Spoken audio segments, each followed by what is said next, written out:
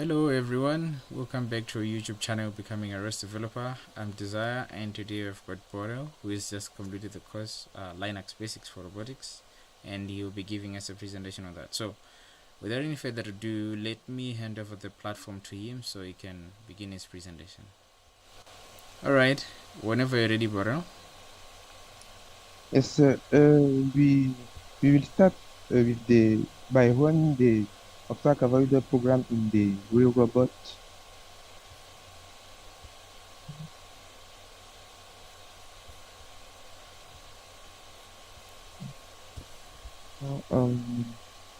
The robot interface, and then Alright, can you adjust your screen so that you can see what the robot is doing?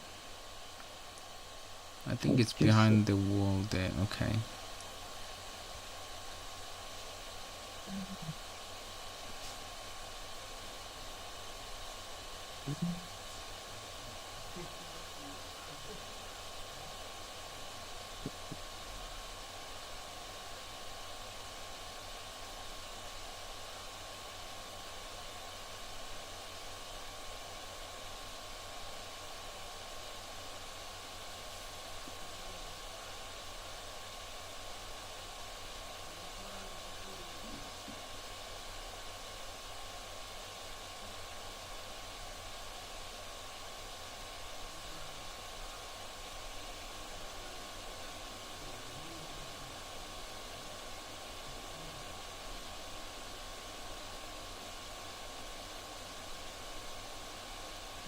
In the terminal you can see that the robot are doing calculation of the front range, and decide if you need to turn right or turn to left, moving forward.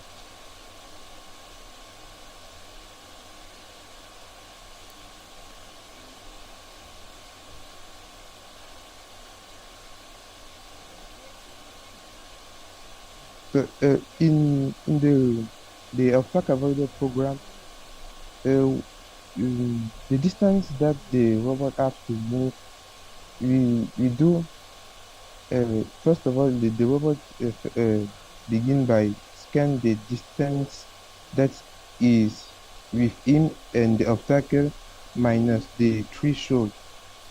So the robot have to move once. So after a new scan of the range, the robot will turn right or turn left.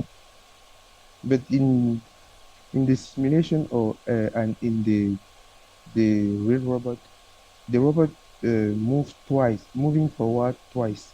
I don't know why. But does it show you that it's calculating the next distance when it stops, or it just stops?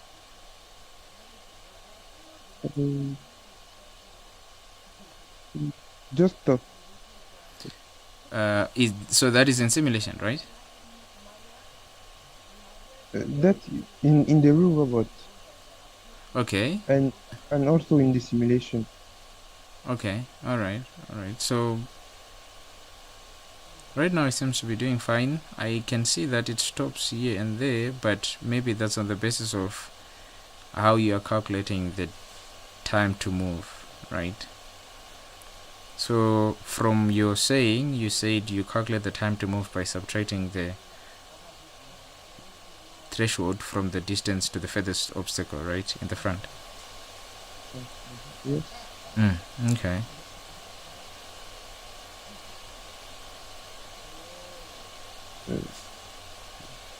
So is that good? Yeah, it's let's leave it running so that it encounters more obstacles and hopefully avoid them, right? What I want you to do though is to explain to me what you did. How did you manage to get this behavior out of the robot? So let's open the obstacle avoider script and have it on the side, preferably on the right. Yes, and then you can explain to me how you managed to get that behavior. No, don't close the other side, because I also want to see what the Uh, robot is doing as you do that. Right, so maybe just leave one panel open.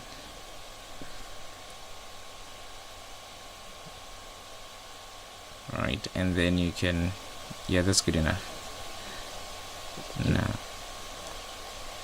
Now explain to me how you manage to get that behavior, and maybe show us where you're setting the parameters and then calculating the distance to move. I want to see that part because you made a mention to that, which means there is some detail there that you think is worth explaining. Okay. Uh, at the beginning, I use the program in the simple patrol. That program, The one you're given, yes. yes, that program helped me, and the comment, the comment in green, Mm-hmm. that helped me also. Uh, and I found another problem. For example, at the beginning, at the beginning we have the shebang, and here is the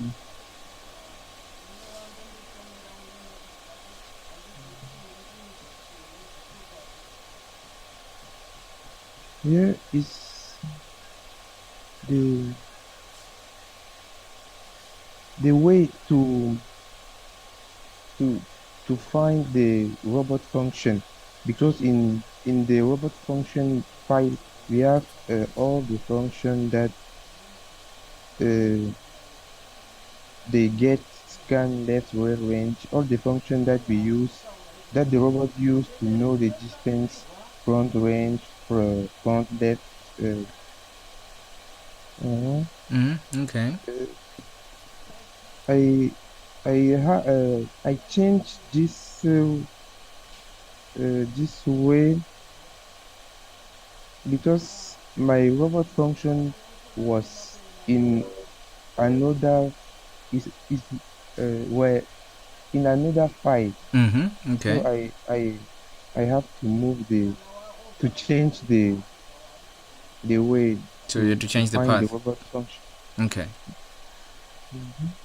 After that, we use echo to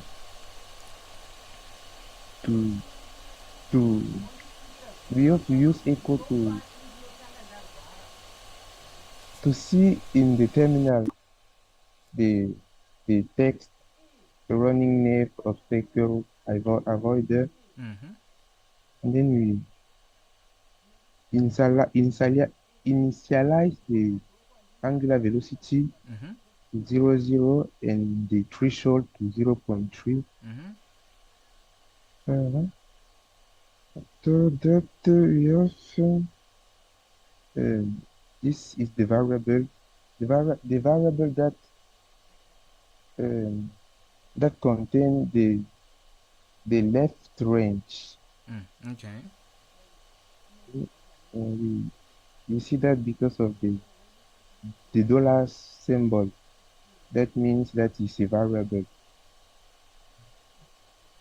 And then you have the function in the brackets, right? So you can explain a bit better what that is doing, right? Uh, explain what, All right, no worries. You can go on. I wanted you to tell us how the variable is acquired. Like, how do we fill in front range? How do we initialize, or maybe how do we assign a value to that variable, right? So there's something that is happening with get scan front range ray.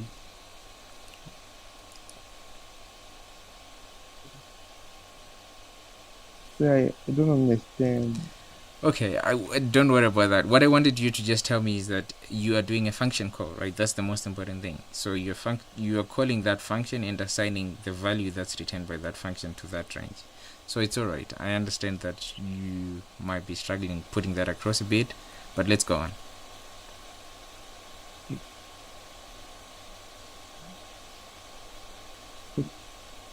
Yeah,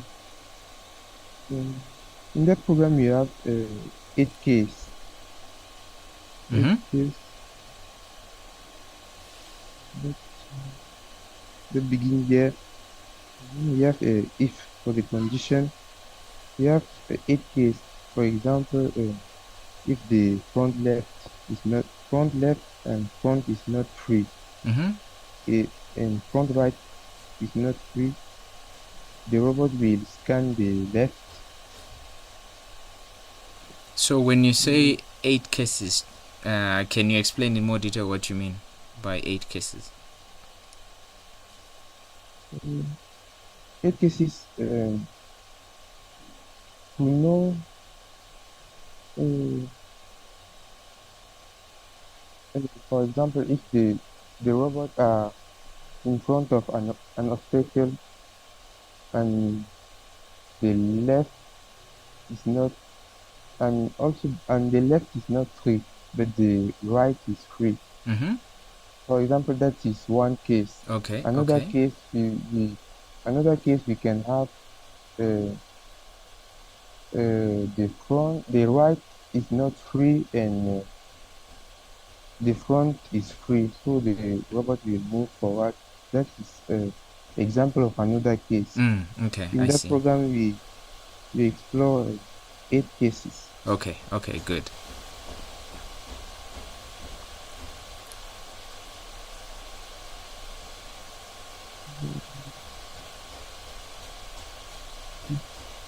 Yeah,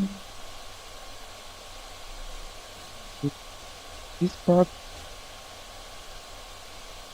in this part, we do that um, uh, um,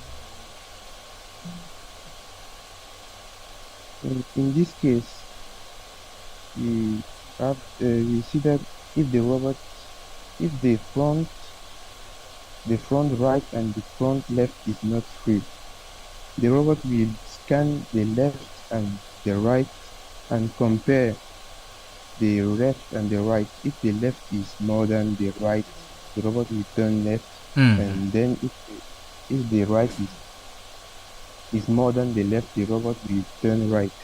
And this PCL is a basic calculator that is in the in Linux to do uh, basic calculus like comparing this or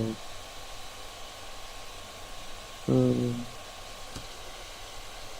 also do this calculus. It's BC that do that. So what happens if you don't have it there, right? Clearly you do know something about it, but what happens if you don't have it there? What would happen?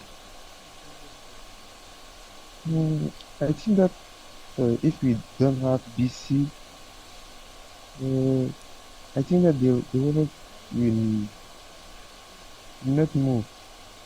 I think Did you that the robot did will. you try? Did you try for that case, right? No, You have had to have tried, no, or you just found that that's how the processing was being done. So I want to know from you.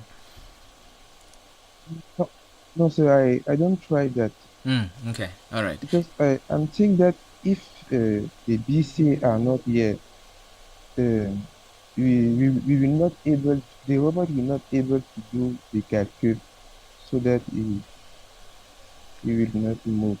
Okay. So your program run though? That's what I want to know. What, sir? Will your program be able to execute? Um, Yes, yes. okay. Okay. Can you explain that bit? A little bit. Mm,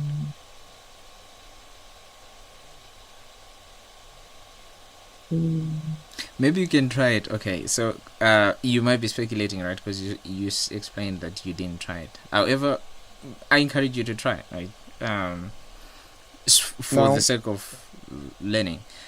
Now, what I want us to go through is to let's speak about line 67 and 68 a bit, right? So, can you tell me how did you come up with that idea, right? Why did you choose to do a comparison first? That's a very good thing to do, by the way. But I want to know what led you there. Did you try any other case where you had the robot rotate in one direction, it worked or didn't work? Mhm. So what line?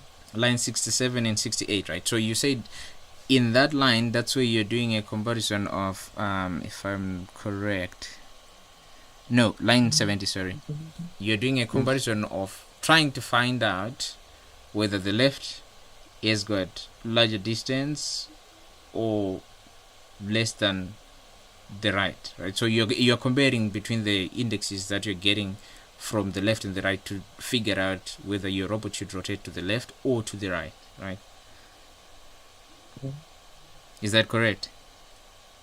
Yes, sir, it's correct. Yes. So my question was, did you try any other way of doing obstacle avoidance without having to check that condition first?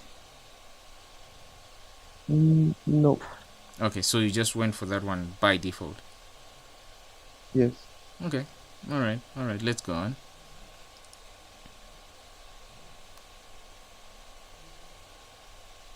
It is possible to have another way to do that. Yeah, well, the you see the reason why I'm asking is that you get methods where the robot always rotates in one direction to avoid an obstacle, right? So that's the very primitive way of doing it. However, the reason why I like yours is that you put a bit more thought into figuring out that okay, I may have things in front of me, but that doesn't mean I should always turn right, right? What if there's something on the right, right? So what other algorithms normally do would they would say my robot will always turn right. However, I'll check the front index after it is rotated, um, clockwise to see if there's something there. If there is something, then I'll rotate some more. But you still be rotating right, right? So I'm saying a one-sided thing here. So that's why I like this one because you are taking into account more than one thing, right? Does it make sense? Yes, yes. Okay, all right. So let's go on. Let's speak about the robot statistics for now. So the obstacle avoider, I think you've done some justice to that one. Mm, Robot statistics. Mm-hmm. Hmm, In this part, I also use the command in Dream. Uh, and I also use the function in the robot function the page. Mm-hmm. This function, I use that.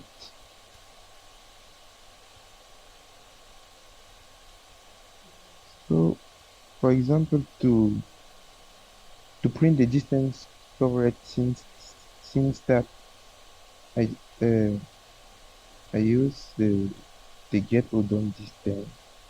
Okay. uh, To print the current direction, use get odon direction. This is was we have telling that in the project Mm-hmm. Okay. that to have the distance covered since that it's odom distance that we it's the odom distance that do that. So I Mm-hmm. use get odom distance. Mm-hmm. Okay. All right. I think let's stop the I robot for now, and I then have a problem. oh, go ahead. Yes, it's good to hear the problems. The problem is here because I don't have a function that give the linear acceleration. Yeah, that's because this robot doesn't have an IMU sensor, so that's the reason. In case you have not noticed that in the notebook. Anyway, so what I wanted us to go to is to let's speak about some general Linux things, right? So you can stop execution for your obstacle avoider script, and then I want you to do a couple of things for me. So In the in terminal, the terminal, yes, please. do I stop the process of the robot? Yes, that's what you should do. I think it's in executing in terminal 1. Yes. Oh, you did already. Okay. Alright, so can you show Disconnect. me how you would create a new script in the terminal and then modify it in the terminal without using the IDE? So do I disconnect to the real robot? No, don't worry. So you want me to show how to create a new file? Yes, how do you create a new file and then how do you open it for editing in the terminal? Create a new file, then use the command touch, Mm-hmm. and then we write the name of the file. Mm-hmm. If it's a batch file, we use the extension .sh or .batch. Mm-hmm. So let's create a example bash file, for example.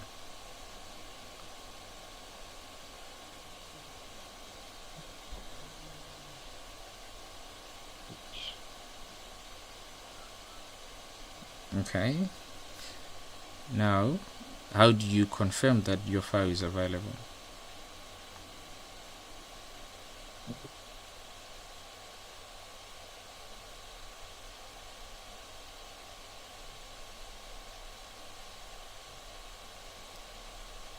Okay. Now, you use two flags there. You use the flag L and the flag A. What do those mean? And why did you use them here?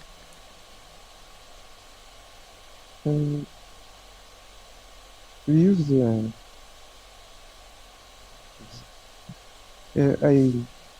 I can use ls to see the content of the directory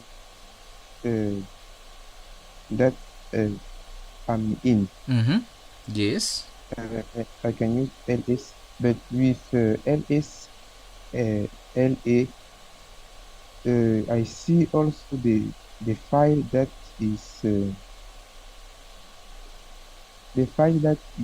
is not easy to find, Okay, so basically hidden files, and right? also the permission. Mm-hmm. Mm-hmm. Okay. Okay, so you have done two things, right? So there are two flags. I want to know, can you split them? What does L do? What does A do? Right?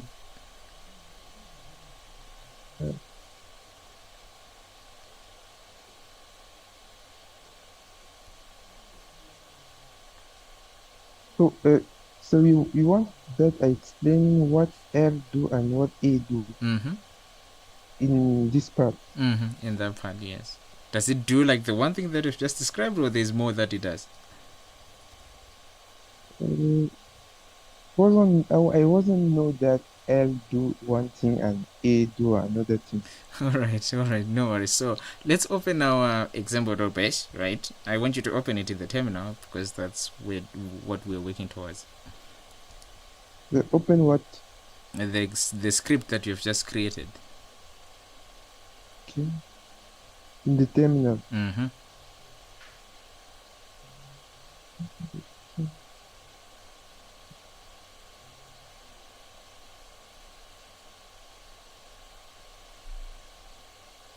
Don't worry about that. Let it disconnect.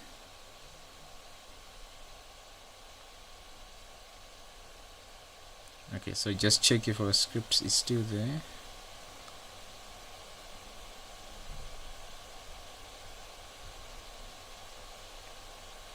I was using the terminal of the hotspot. No worries, any terminal will do.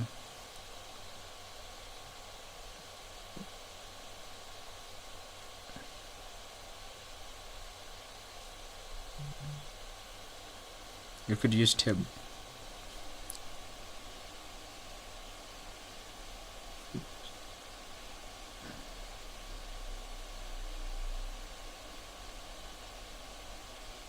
Alright, so most likely, because it's a base script, there is a first line that you're most likely to add there. What is that?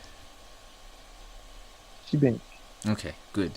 Okay, let's say we have done editing, and how do you exit this environment? So, what's I don't understand. How do you exit the Vim editor, for example? That's what I want to know. Can you exit for me? See, what can you do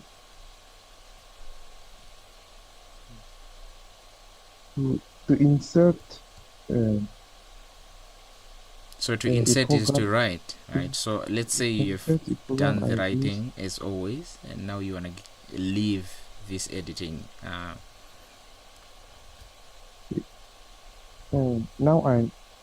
uh, I I use I to insert. Mm-hmm. So to exit, I use escape, Mm-hmm. and then I think this.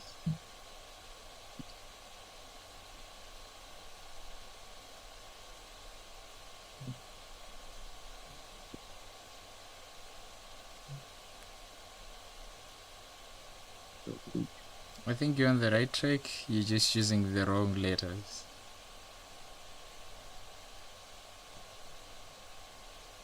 I forgot. All right, it's colon Q, right? But you're using W. Do you know what does W do in the first place?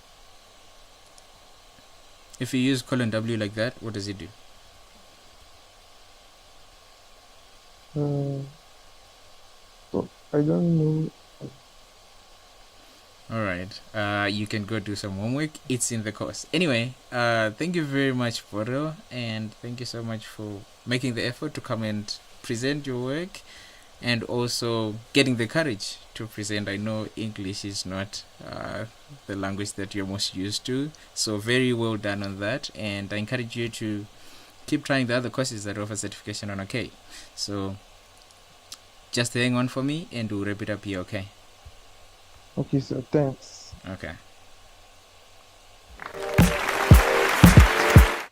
All right, everyone. This was Borel's presentation, and warm congratulations to him for coming and getting the guts to come and showcase his work. And I'd like to encourage all those of you who also want to do the same thing, right? It can be any of the courses we offer, as long as it's a course that has got a certificate attached to it. After completion, you can do the project, finish the project, make sure you test it on the real robot, then you can come and make your presentation. Until then, keep pushing your